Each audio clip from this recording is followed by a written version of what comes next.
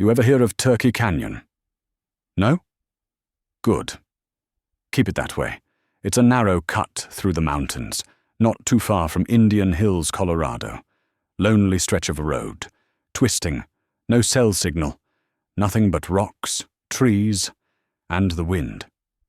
Back in the 70s, there was a man out there. Some say he was a sheep herder, lived rough in the hills. Kept to himself.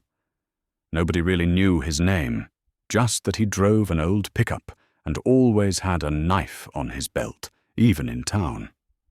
One winter night, during the first big snowstorm of the season, he was driving through the canyon, heading back to his herd.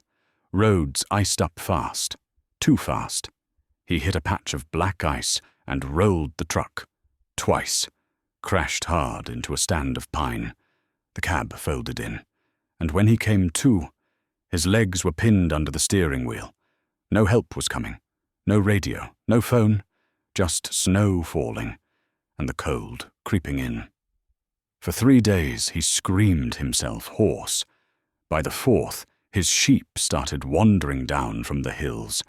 They gathered around the truck, sniffing, bleating, and that's when things got dark.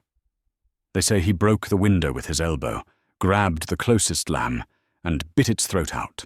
He drank the blood like water, raw, warm, steaming in the cold air.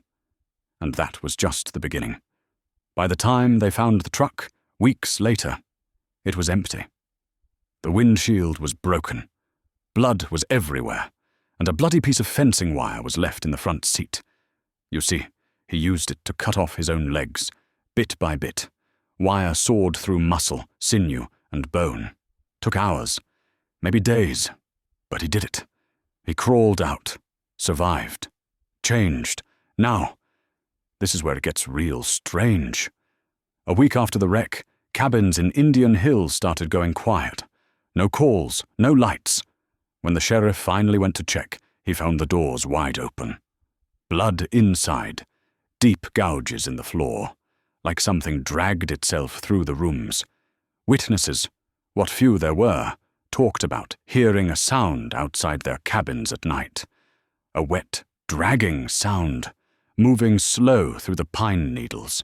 Swish, plop, swish, plop, like something pulling itself forward, with its arms. They say he never stopped, that he still crawls those woods, even now, living off what he finds, feeding when he's hungry, and when the moon is high and the wind dies down, you might hear it from the edge of your tent. Swish, plop, swish, plop. And if you do, don't run. He can smell fear, and you don't want him dragging himself any faster.